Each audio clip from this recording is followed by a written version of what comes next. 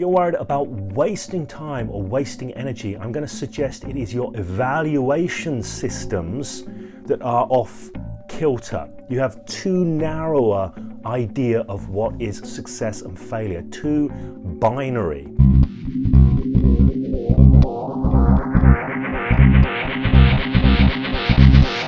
Hey guys, how's it going? This is James Tripp with a guerrilla video for Chaos Wave on YouTube. The reason I'm saying this is a guerrilla video is because I want to make this quick. I want to make this to the point. It is called Stop Wasting Your Time. Now I am making this video because there's something that comes up from time to time with some clients who I am coaching to become more effective creators in their life. By this I mean more able to bring about results, reward, goodness in their lives from their engagement with the world. There is something that comes up reasonably often for some people, which is this fear of wasting their time. It is manifested in, I don't want to do X or Y if it's not going to pay off. I don't want to have wasted my time because it hasn't paid off.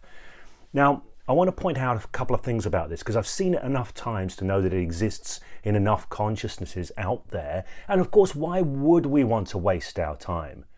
Our brains are cognitive and energy misers. They don't want to put time and effort into things that are not going to reap results. But the problem with this mindset is, number one, you don't get to know ahead of time within a complex system what is going to work. To quote Steve Jobs on this, you cannot connect the dots looking forward, only looking backward.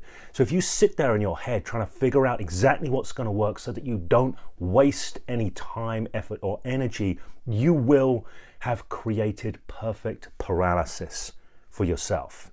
So in order to win any game, you have to be willing to lose, because if you're not willing to lose, you cannot enter the game. So enter the game. This is my first recommendation. Now, here's the second thing about a fear of wasting time or wasting energy. This only comes about if you have a very narrow, predetermined idea about what a win is, what a good result is. So this comes from really linear thinking, trying to connect the dots, looking forward once again. If you transform to a non-linear mode of engagement with the world, what you do instead is you go, well, I don't know what's going to happen when I do this. I don't get to know ahead of time. So I'm going to find out through exploration. I am going to engage. Now, when you find out through exploration, when you engage with the world, you get to evaluate the results according to shifting criteria. This is why I often talk about generativity in creating results in the world, because there could be dozens, there could be thousands of possible outcomes that actually you could make good use of, that you could leverage the upsides of. But if you decided ahead of time only one particular outcome is a good outcome, well, you're screwed. You don't get to engage generatively with the world. Okay, so this is one of the reasons why I talk about non-linear creation dynamics. It's a mode of engagement with the world that enables you to start shaking things up, seeing what comes out from that, then leveraging the upsides and mitigating the downsides. It's a constant interaction with a dynamic, unfolding world that creates cool things. The only way that you can do this is to get in the game, is to get engaging. And if you're up in your head going, well, I don't want to waste, if you're worried about wasting time or wasting energy, I'm going to suggest it is your evaluation systems that are off kilter. You have too narrow an idea of what is success and failure, too binary, okay? So instead, what I would recommend is that you cultivate a habit of engaging and always reaping upsides, finding the learning, finding the development, finding the transformation in whatever it is that you do. So even if something apparently doesn't work out because you set about, say, I don't know, let's talk about engaging in a financial venture. If you've decided I'm doing this business because I want to make X amount of money, and the only criteria for success is making X amount of money, well, yes, of course you could fail to make X amount of money. But if you're fixating on the failure to make the pre-specified amount of money, what is everything else that you are not paying attention to that got created from that experience? Even if it's a deeper understanding within yourself about how certain things work, You know, we call it learning traditionally. That is a hugely valuable thing. It's a transformation in your own understanding that enables you to engage more efficiently and more effectively next time. You know, maybe something else comes out of it, a discovery about yourself and what's right and wrong for you that could be immensely valuable in helping you be more congruent with your engagements with the world in the future, right? And I'm just giving a couple of examples there, but the point of the matter is if you start to sift and you start to pay attention to feedback in a particular way with a generative mindset, what is there here that I can use? You will always grow in life. You will always create forward. So the secret here is non-linear generative engagement. You get in the fray, you get in the game, you stay in the game, you learn, you grow, and you adapt, and you harvest every win. However big, however small, you harvest every win.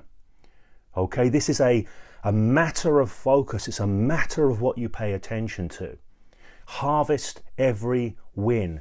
Utilize everything. Leverage every upside that you can find and mitigate every downside. If you do this, you will create more and more within yourself and within life as you progress through. One last note on this. Obviously, the people that watch this channel have varying interests. Some are interested in these nonlinear creation dynamics. Some are interested in influencing other people and the world around them, which to me is about nonlinear creation dynamics because, well, that's where my bias lies with this. Some people are interested in helping people make changes and doing hypnosis and this kind of thing, which for me, again, the people who are really good at this, they are not linear in their approach. They engage with a client. They've got some flexible enough outcomes. I did a video a little while back called How to Hold an Outcome, not too tight, not too loose. You want outcomes to inform you in your direction, inform you in your nonlinear generative engagement, but you do not want outcomes to confine you and constrain you and shut you down, which can very, very easily happen when we start doggedly going for a particular outcome with no flexibility. It's like getting tunnel vision and we miss everything else that's possible and generative that could weave into creating a profound and significant solution. Whether that be a transformation in a client's life or whether that be manifesting an interesting hypnotic experience for somebody,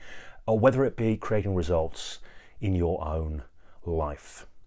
So if you like this video, spare a calorie and give it the thumbs up. And if you are interested in nonlinear creation dynamics, in upgrading your personal operating system to get more of the results that you want in your life, or in hypnosis and transformative work, this kind of thing, trance work, emergent trance work. If you're interested in any of this stuff, it's an eclectic mix, but subscribe to the channel and hit the notification bell, because without hitting the notification bell, nobody tells you that the videos have come out. And most importantly of all, please do make use of the comments section. Use this channel as a resource for your own development and transformation. Ask the questions that you would like to be brought into the space, the psychological space of the channel. And that way, this conversation on Chaos Wave continues.